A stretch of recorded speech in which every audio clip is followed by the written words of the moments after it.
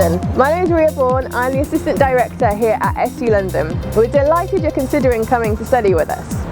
Our job is to help you get settled in and encourage you to engage in this wonderful city that is London.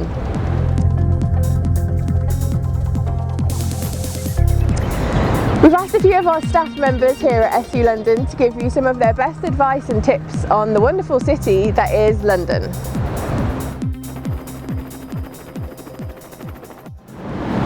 Home.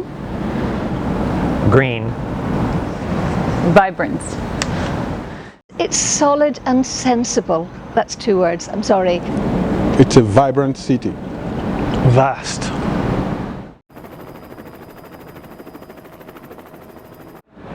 I'd say make sure that where you live becomes your neighborhood. Know your local grocery store. Know who lives with you. Know your building very well. Know your local buses. You need to make sure this place becomes your home, so you need to treat it that way. Think local, go local, be local. It might sound like a cliche, but shop local. Have a local pub, have a local cafe, get to know the servers. To treat it as home, because you're here for the next 3 months, 3-4 months, and it will be your home, so just try and, treat it like it is. Be careful. It's the same as any big city. Shop for food every day so that it's fresh, so that it's routine, and so that your bags are less heavy to carry. Embrace it. London has so much to offer, and it's up to you to enjoy it.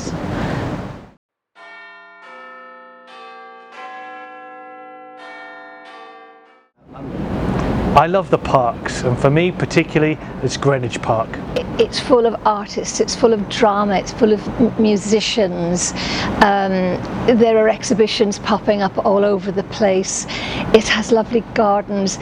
It has fantastic architecture, old and new. Everything. I mean, there's nothing you want to do that you can't do in London. I'm not saying I've done everything I want to do, but I know if I wanted to, it's there, just waiting for me to do it. Theatre.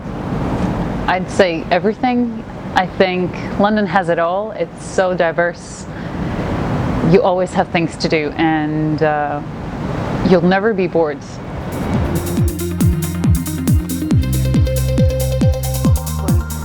You're in a big city, be careful. We tell you about the pitfalls of living in a big city. It's exactly the same as being in New York. So just be careful. Rush hour. The one thing everyone will tell you, unlicensed minicabs, do not get in them. Anything you can easily experience back home. You've got this one opportunity to try something different. So instead of getting a Starbucks, try an Italian illy coffee. Instead of grabbing a Coke, why not try a beautiful dandelion and burdock? Avoid all the touristy areas long term. I mean, when you first arrive to the country, it's fine to do all the touristy things, but generally steer clear of it. Get to know London, get to know the real London, and actually branch out outside of London as well.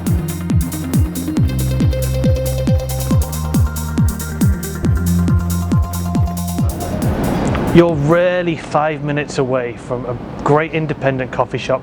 You can sit in the window and people watch all day. Best place for me is Portobello Road. I mean, it's famous. There's lots of famous people go up and down. If you can find a nice spot to sit and have a coffee or tea, and you just while away the days there. There's plenty to see and do, and loads to eat down in Portobello Road. Happen to like Covent Garden, and I know it's a tourist mecca, but it's lovely. Covent Garden is lovely, and you can go into the Opera House up until 3 p.m. any day, I believe, and go upstairs, and there's a terrace which overlooks the piazza, and you can just sit up there with your sandwich or bottle of water or whatever. You don't have to buy anything, and just sit and look down on the piazza. That's a fantastic place to people watch. Anywhere on the South Bank or Kensington? 100% Russell Square Park. I mean, this is where I went to university. This is where I'm working at the moment. This is my local park. It is beautiful. This is the University District. Yeah, I think I'd say also Russell Square Park, because people tend to avoid it. People go to Regent's Park or they go to Hyde Park, you know. I'd say go to the smaller ones because you get more of the local people there. The Greenwich Tunnel. I love the Green Chain Walk. It links the Thames River all the way down to southeast London, through the parklands, the grasslands, even some of the gardens. You'll find that actually amongst all of the grey of London, there's a lot of green to enjoy too. There are parks on the perimeter of London which are well worth investigating, and you can reach them by tube, a lot of them. Wimbledon Common. One of them is in Easton. It's called the Royal Victoria Docks, and I find it really, really beautiful. You can see Canary Wharf and London City airports, and it's just very peaceful.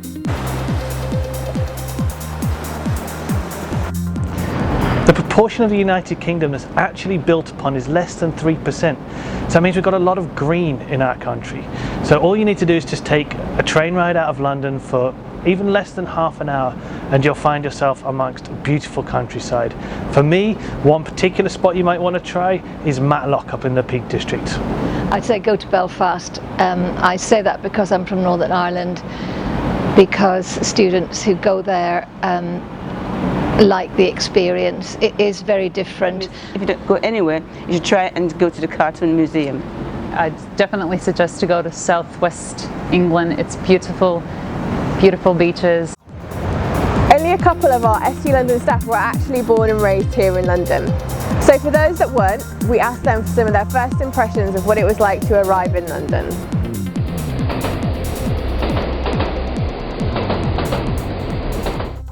Oh, it was so busy. It was really overwhelming, but I think because I've grown up in a fast-paced type of environment, I adapted rather easily. But if you haven't, it's something that it wouldn't put you off. Actually, you'll grow to love it. Everyone I've ever met in my life that has come to London has been trying to find a way back.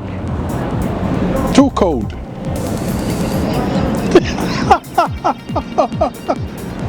Spaghetti. But I should explain. American cities are built on grids. European cities are not. And the streets of London are not perpendicular to each other, and they change names virtually every block. And I just thought that the map looked like a bowl of spaghetti. Eating sausages. I've never had English sausages before.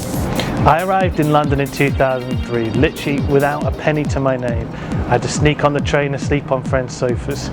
But in London what I found was my first real experience with extreme affluence and poverty side by side. And for me, over the years I've learned that London is a place for all walks of life.